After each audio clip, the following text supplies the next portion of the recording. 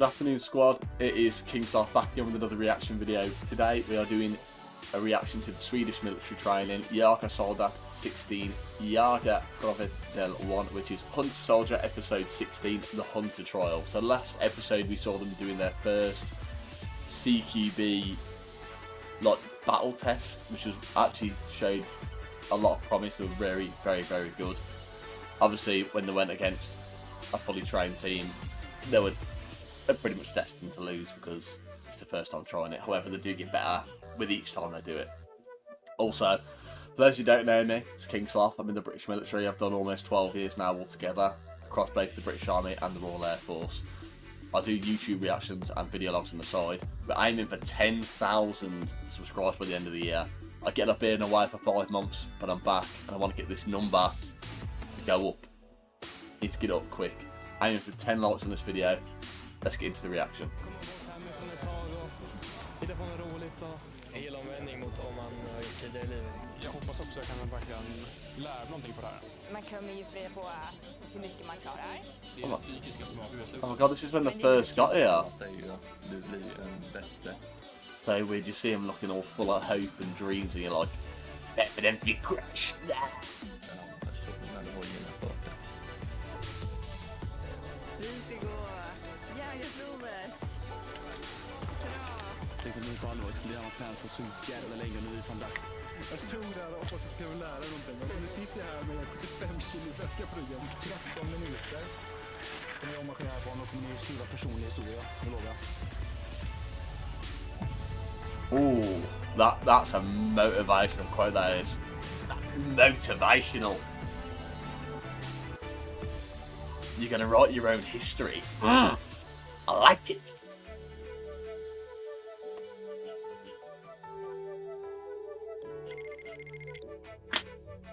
In Sivierch.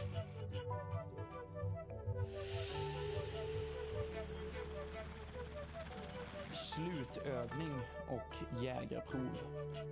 Det är ett förbandsprov där enskild, grupp och pluton prövas i att lösa jägartjänsten.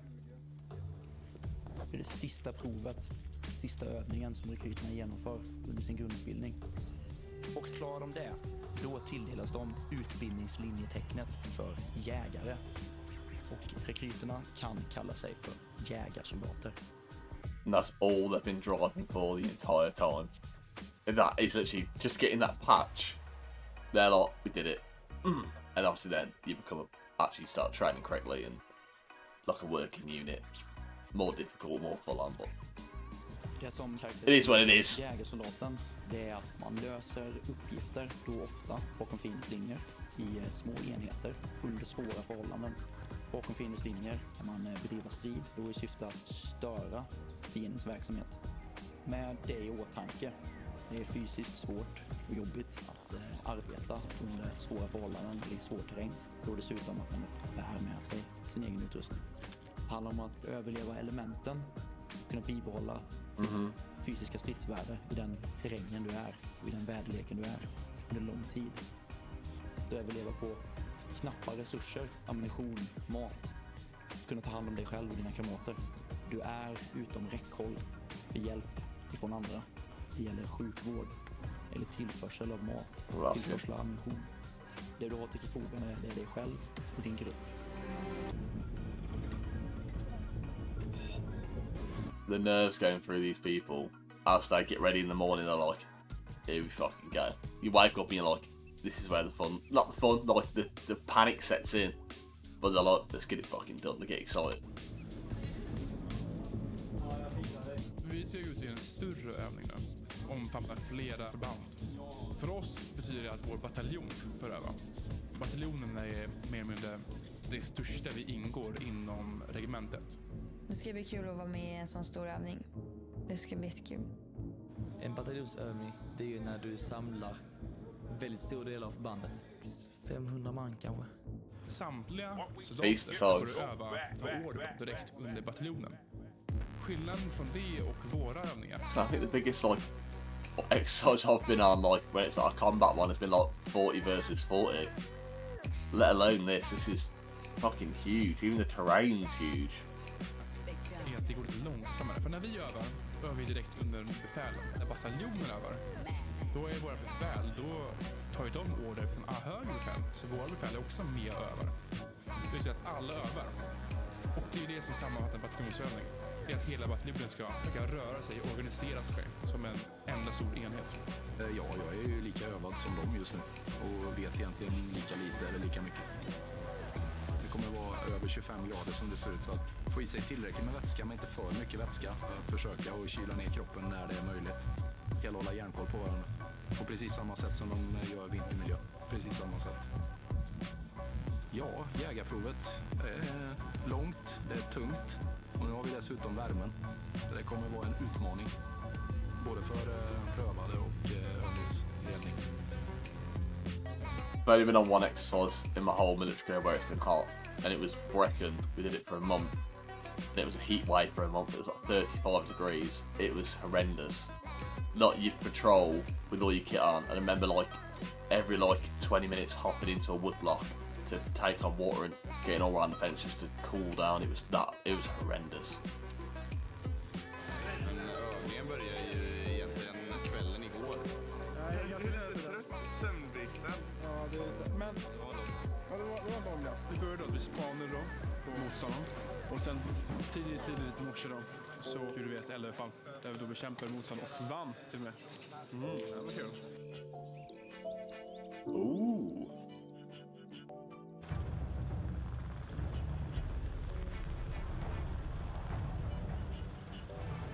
Kul att flyga igen faktiskt. Det var en jävla upplevelse för dem. Men lite nervöst för det är ju sista provet så att säga. Testa allt man har lärt sig då. Se om man utvecklas någonting eller om man är lika bassig som man var i början. Stor övning. 2500 soldater från flera regementen här i södra Sverige. Det är inte bara vi helikoptrar som övas utan till exempel helikopterna och piloterna är ingenting som kommer härifrån utan de kommer från Linköping. Du ser bara massa nytt folk hela tiden som vi aldrig har sett där förut. Och jag kan tänka mig att det kommer vara så över hela övningen. Yeah, but that's good though, because then you learn like how to work with these other groups, and you understand their little tricks of the trades and whatnot. So it is good that they're doing it like this during training, rather than getting to a unit and doing it and being like, I don't know what the fuck you do.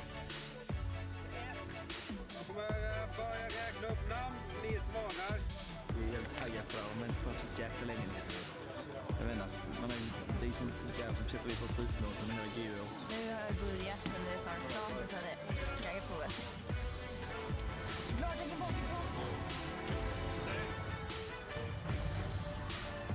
Vi försöker ha så hög grad av realism i alla övningar som möjligt. Men det blir något särskilt när man övar en hel bataljon på det här viset. Utan nu finns det ett riktigt scenario med en riktig motståndare som vill vinna. Och det som händer... That is fucking cool! And the closest thing I did, I've been in a Chinook. Like, a single Chinook comes and collects you. This is how small our exercises are compared to the Swedes. Like, never done anything like that.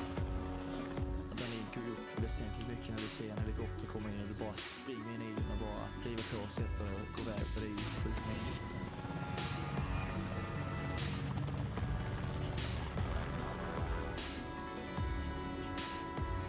And that's where you live. Going over where you live. Goodbye, bed. Hello, sleeping in the woods. Under den här övningen så var då bataljonens uppgift att luftlandsättas med helikopter då, fördröja en motståndare för andra bataljoner som vill träna mot oss i en särskild terräng tills våra allierade kommer in och fortsätter anfallet. Come on, boys. Sit a bit, kid. I'm off.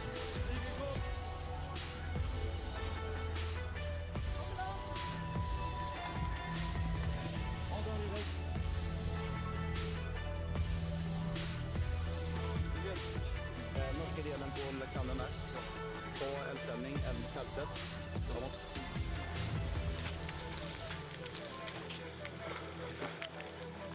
Nu väntar vi fortfarande på den sista landsättningen av personal. Så länge så Yeah, so that's smart. So I'm guessing they landed first, which means therefore I put in almost defence for the area to make sure the people who are landing in now don't get attacked by the enemy. Hurry up and wait. Glad to see it's not just British military that do that.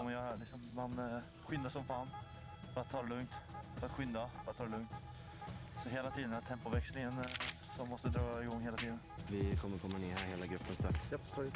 Så utgår vi härifrån till vår plats där vi ska börja skenminera. Någon Filippatil, någon Filippatil. Filippatil från Åkerblom.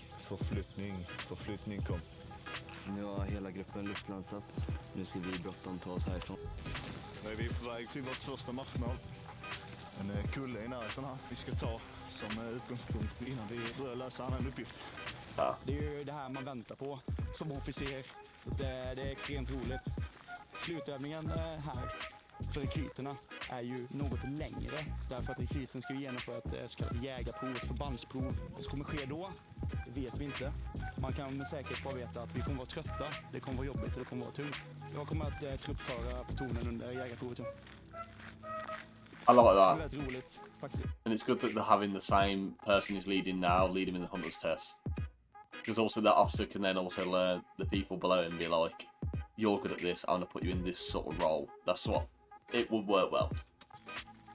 Om jag klarar jägarprovet, det är som med mina kamrater, så får vi då rätten att sätta den fantastiska jägarbågen på våran högra axel och stolt bära den. Ett bevis för mycket slit. Det ser långt kvar ut dit, men det är inte så... Quick question for the Swedes here. So they are currently now on like an exercise. Why are they on patrol without wearing helmets? But this is not a question just for the Swedish military, because like, when we go on patrol, like the only time we take our helmets off is literally if I'm in a fucking shell scrape and I'm going to sleep. That's it. The helmet stays on. Like, please answer me why, because in reality, like, you're patrolling is probably when you're most likely going to get targeted. Men det kommer vara varmt och det kommer vara svettigt. Vi får fan se hur det här går.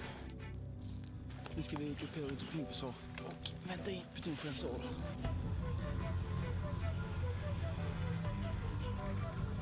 Vi har räknat en eldställning, lägar där vi kan minera. Med hjälp av det ska vi kunna uppnå vår huvuduppgift, störa och förhindra fienden från att ta sig fram. Just nu så får vi lite ny material här. Vi kan lite öka våran verkan mot de fiender som kommer. Det som kommer ske nu är att vi kommer börja skenminera. Så nu är det på riktigt. Får man liksom göra allt det man har lärt sig liksom. Det är intressant på ett annat sätt att göra.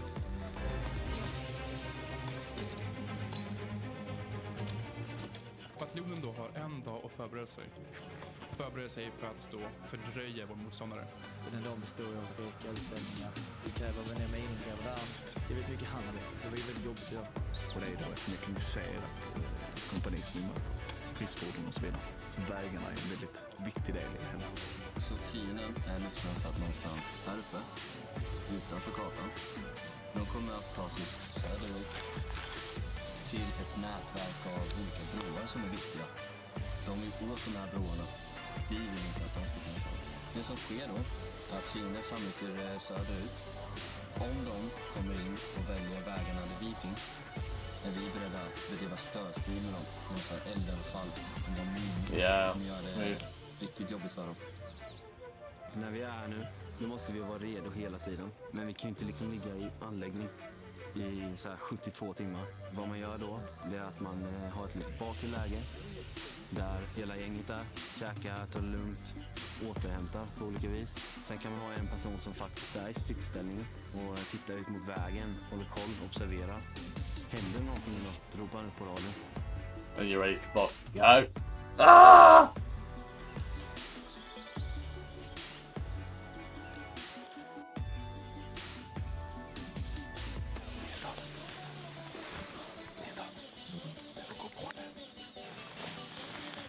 Jag måste lätta lite tydligt nämligen, så det får gå på radion så fort möjligt. Ja, just det.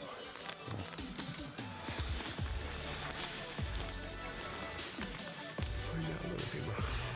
Jag är så på en risor. det här totalkroppen. Ja, nu ska jag köra över halten här. Då har du då förbindelsen prövas. Förberett fråga. Kom. Hitta in där och dyker upp. Någonstans just nu. Så är jag först spelare. Ja, det är bra. Vi sitter och väntar på alltså skyttefordon som kanske ska passera. Nej, vi vet inte om det kommer ske. Vi har lagt en minering cirka.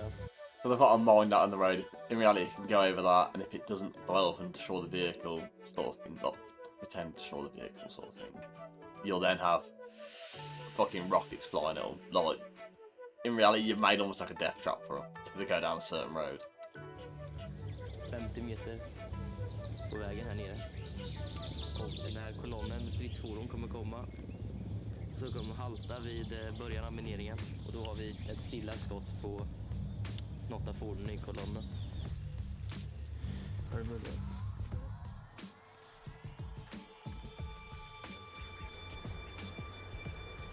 Oh, and it comes! Jo, vi har ett fordon rätt nära. Skjuter först, jag skjuter strax efter. Och din väst reagerar. Jävlar.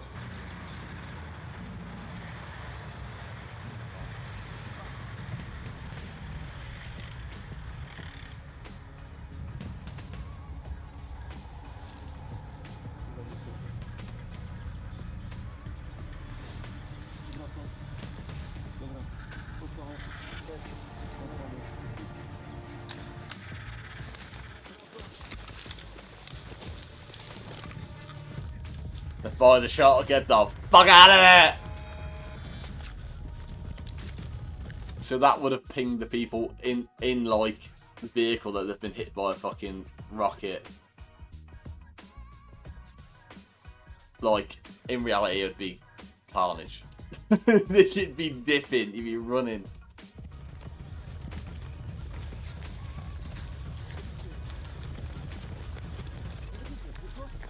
Vi bekämpade ett pointfordon.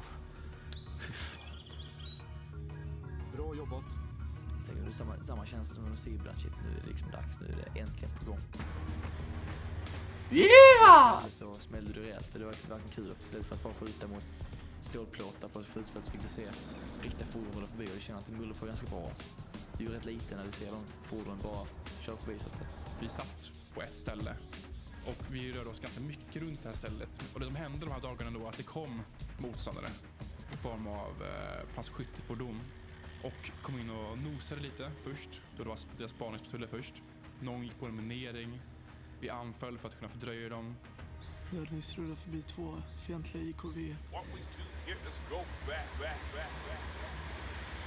Ah, hilarious.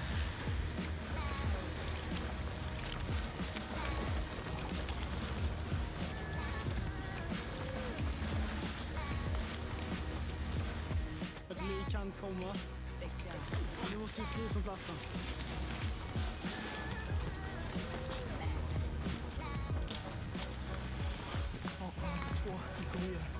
Som passerade oss först mot första omgång. Stannade, rörde ingenting. De vände tillbaka. Och var det första.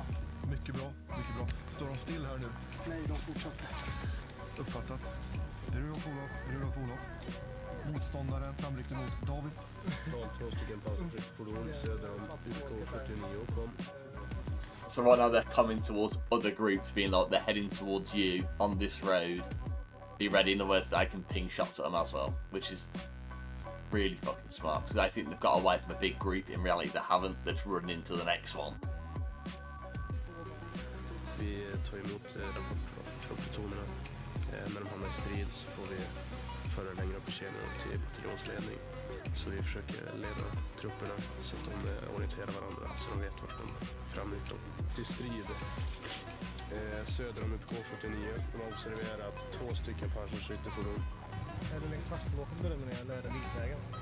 Min uppgift som skvadronchef är att koordinera striden på min skvadron. Tillse att jägarplutonerna får det underhållet de behöver och att de får stöd av indirekt eld för bataljoner för frågor grader. Just nu har fienden känt på vårt försvar under dagen. De har genomfört nålstick in i västra sidan här. Jag tog stopp i mineringarna och fortsatte de försökte här, tog också stopp. Och totalt idag så har vi nedkämpat 4 stycken stridsvagnar och 4 stycken passagerarfordon. Och det är ju mycket. Från Adam Rudolf. Adam Rudolf, en skadad. Anhållande sjukvård. Vi har fått en skadade gruppen nu. Som vi hör nu bakom bärs in. Jag ser det. Vi ska låta hamnen skadade och gå vidare då basskvadronens ansiktsplats ska skadade. Så då kan ta dem.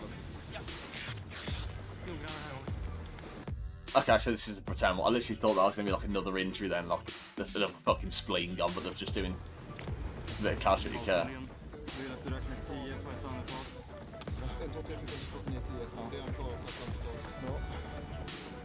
Olsson, bedömd blodförlust. Därav HV2. Andningsfrekvens 24. Teknik 2 saker. Fatta, säkra, lyft. Ah, just get him out.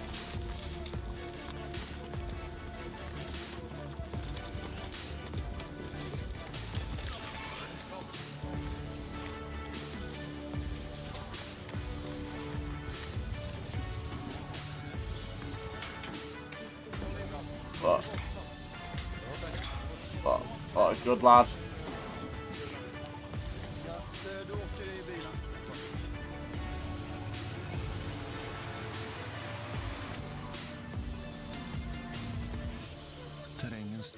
And the thing is that if the enemy would seen that, they would still take out that vehicle, because then you would have injured, rather than one person who's already injured, you would have injured 2 drivers, the person doing defense, and then the already injured locally and the being killed.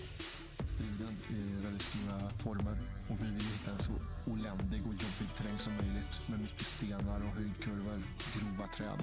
För vi är små och slanka och kommer igenom, men stora passagerarfordon. Fast de har starka dieselmotorer och band så klarar de inte att ta sig igenom allting. De kommer köra fast till slut och det vill de inte, så de riskerar inte att ta sig in i den terrängen. De vill strida i öppna ytor. Och det gillar ju inte vi. Att, där har vi dåliga duellvärden med våra vapensystem. Så vi har letat efter sådana här avsnitt som vi är på nu, när det är kanaliserande avsmalande när han bara får en väg han kan framblicka på. Och där lägger vi ut minor så att han slår halt och då skjuter vi på honom. Mig som platoonlist, jag gjorde ganska mycket. Jag pratade väldigt mycket då i radion. Tog emot order från högre upp och gav ut order till grupperna. Jag kan tänka mig som en enskild soldat. That's what you do. So in reality, you could defend every road apart from one. But eventually they're like, well, this road they're not defended. We'll send everything down this one, and then they've got another 2 groups on each side of the road just fucking railing them. Som stridsställning gjorde vi inte så mycket. De stod kanske ett passagerarfordon per dag. Och de fick bekämpa varannat för att ibland kunde man bekämpa det var kanske lite pansarvärnsvapen. Och då är det riskabelt att anfalla ifall det missar. Jag sitter här och spanar. Och det kommer en pansarterrängfordon. Jag meddelar det till Jonsson som sitter där borta. Och då så drar han en mina. Sen är resten av vår grupp ännu längre bort. Så gör de ett eldöverfall. Men det är spännande. Det har tagit 2 timmar och det kan vara allt från 30 minuter till liksom, ja, vem vet, 5-6 timmar liksom. Det är helt beroende på fienden om de väljer att ta den vägen så att säga. Så att det är bara att försöka vara ödmjuk och vänta ut liksom. Och du bara hör det mullrar så till sist kommer fordonet. Börjar man dra med en fordonsmina 14. Nu såklart blind materiell så att det är så blågul så övningsledaren. Typ domar kan avgöra om det träffar eller inte. Så var det bara att lägga benet på ryggen och springa fort, väldigt fort alltså. Och springer med din kulspruta och din material alltihop och det är bra tungt alltså, det känns verkligen. Sen efter så kommer du fram till hur... Especially covering the bad terrain which they've picked, so the tanks can't get in it. They must be knackered. Every shot they take, they're then like, please tell me that hit. No hit, you're like, fuck, run. Stridsställningen rör ju inte nytt väntläge och då ligger du och hör och du mullrar i skolan och bara väntar shit snart kommer liksom. De har gått på vår minering drygt 300 meter bort i korsningen. Får vi se om de är bakåt eller om de gör något omfall.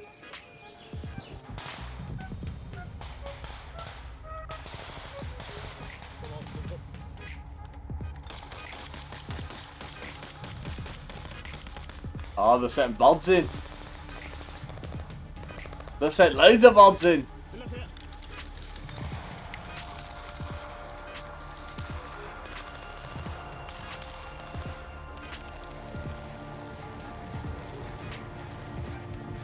That's when the panic would set in, because you're like, okay, they've realised that being coming out of these fucking woods and the tanks can't come into them, you come to us.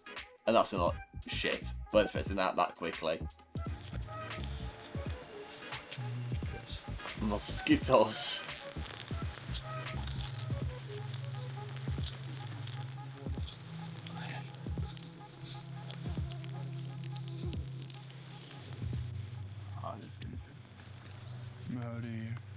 Jag hörde ju motorljuden härifrån. Och var rädd att de skulle komma upp den här vägen här borta. Men så gjorde de inte det. Som sagt, indirekt eld är det största faran. 2 i bygg. Skitfarligt också. 10 i byggbett. Som klinas. Ett flertal gånger försökte motståndaren ta sig igenom, men det gick inte bra, så vi mer mindre vann i slutet där. Det var otroligt kul att få omsätta allt man lärt sig. Yeah, they're winning because they picked the terrain and they've got it defended. In reality, they're still prodding to see where about the enemy is. They'll keep doing little attacks here, there, little firefights. They're like, how would they defend this. Okay, that means the presence is around here. You can then set up vehicles around it and almost make like a kill square where they can't get out of. I någon form av examination. Man får utvärdera sig själv, man har lärt sig mycket. Man kan hantera sin KSP, man kan liksom sin farbtjänst och man kan allt det. Så det blir ett roligt övning. Men det som är bra är att det här är kvitto på att vi har kunnat tänka som fiender. De har framlyft precis så som vi har förutsatt att de skulle göra i vårt område. Hela övningen slutar då med att vi har ju lyckats. Vi har lyckats fördröja fienden. Så nu kan våra ledare passera igenom våra linjer.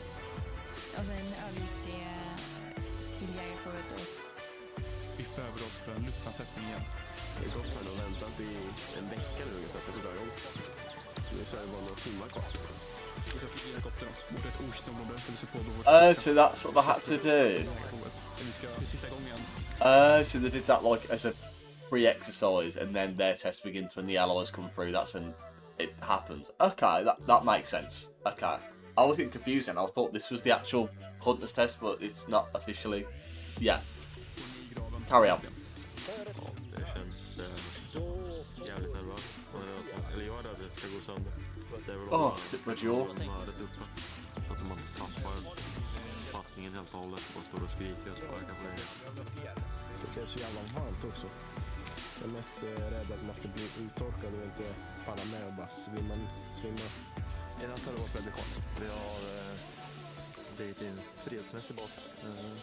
Så nu har vi alla fått Also, palm cream is also very good as a sun cream. Putting it out there. So when you're on exercise, make sure you actually got some cover everywhere. 7 timmar. Det kan ju bara vara som vi börjar Jägarprovet. Jag trodde nästan aldrig att den här dagen skulle komma när man var där på Invik. Men efter vinterutbildningar och överlevnadsdygn och allt som det kan vara så har vi fan äntligen här. Get it done, boys! They missed out there. Every time there's any clip, normally in training with the British Army, when we mentions helicopters or something called it is like AC/DC. That's what every time. Every fucking time. Helikopterna kom ner från skyn. Man hörde liksom någon häftig sång i bakgrunden. And then at the Valkyrie. Vi springer rakt ut, sätter oss helikopterna och helikopterna flyger iväg med oss. That's cool. I'm sorry, that is cool.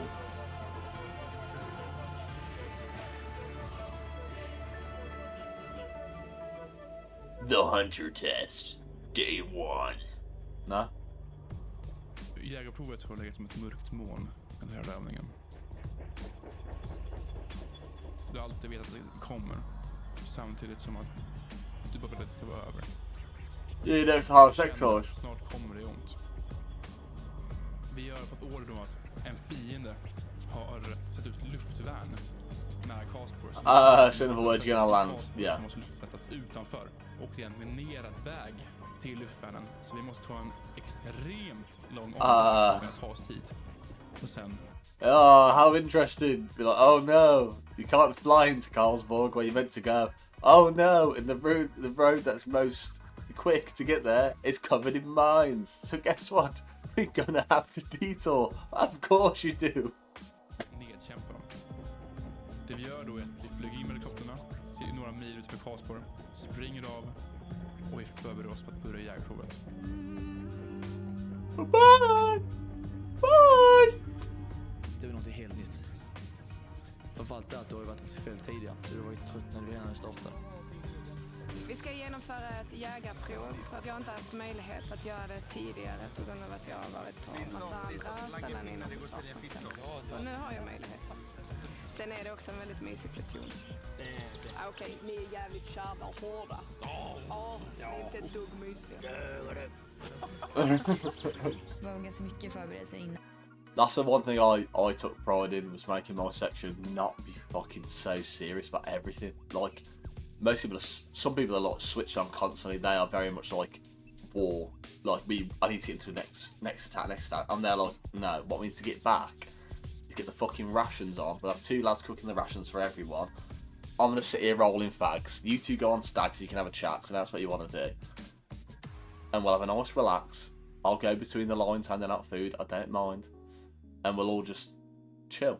But people don't like that. You have other sections getting fucking basing, still sat there in not full armour and... No, when you're back and you got stag on, you don't really need to. They'll let you know if any enemies coming. Vi packade om och fick ny mat. Det ska ske nu. Speciellt vi här. Vi tar 3 stycken dygnsportioner av. Tyvärr är det så Ah, Tjejen som jag var ihop med har gjort slut. that's sad. Det var ju mitt val att göra det också. Och det var inte att hon på något sätt. Men det blir så att när man väl var hemma så... Man vill ju umgås med alla. Så sin familj, sina kompisar och henne. Då kunde inte ge henne den tiden som hon ville No, ha. that's understandable. Det som tröstar mig i hela är väl att om inte håller en G, visst det är svårt. Not a lot of relationships last through military. And the weird thing is when people, like, this is like an actual fucking fact, a lot of people that stay married when they're in the military, when eventually they leave, the marriage breaks down because they both don't know how to deal with each other as much without having their breaks of being away. Varför ska du hålla andra svåra typer? Yeah. Det är som jag tänker. Det är så jag ska veta. If you've made it this far, make sure to hit the like button, make sure to subscribe again. We're going to hit 10,000 by the end of the year. Let's get it done. När jag går nu, i det här dygnet, så kan jag alltid kolla på min flickvän. Love doesn't exist. Det är så det känns. Det finns inget kallas kärlek. Det finns bara... Sälar och... ryggsäcken.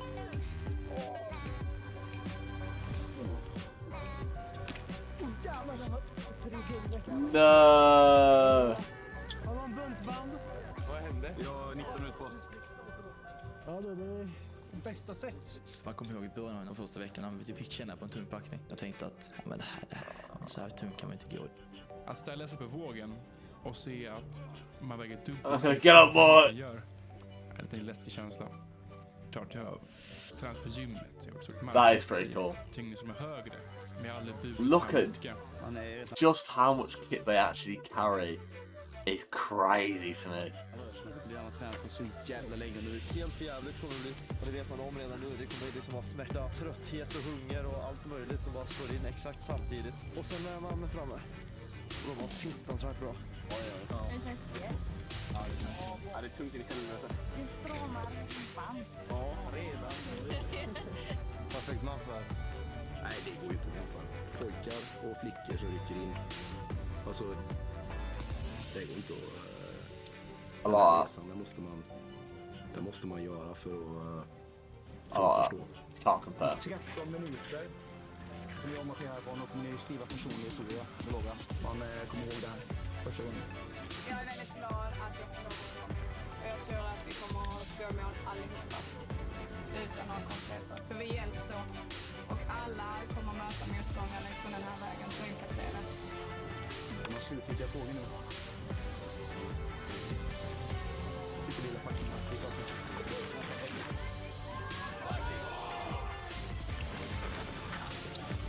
Get locked in, boys.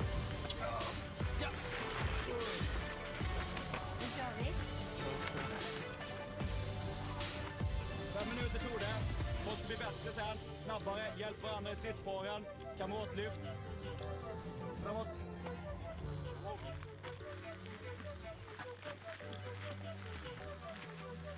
See, I like this. Skönt att bara få börja så att vi får det gjort. With me, I've always loved marching. Always loved it.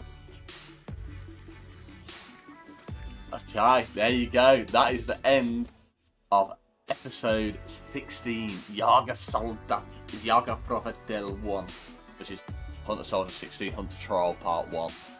And it looks insane. And I'm looking forward to, this is what I mean, every time I've watched these people march, there's been one person collapse, one person dehydrated, one person, the actual girl who's still in this now, actually started to lose her mind on the winter training. Like, she was all over the place, but everyone helped her out, and that's a massive thing to help. And I want to see more people doing that. I want to see everyone help each other out, because everyone knows it's the last exercise, the hunter exercise. Just get it done, help everyone out, smash it. And it has been King Sloth. Remember, make sure to leave a like, aim for 10, hit subscribe. We're gonna hit 10,000 by the end of the year. Let's get it done. King Sloth. Peace.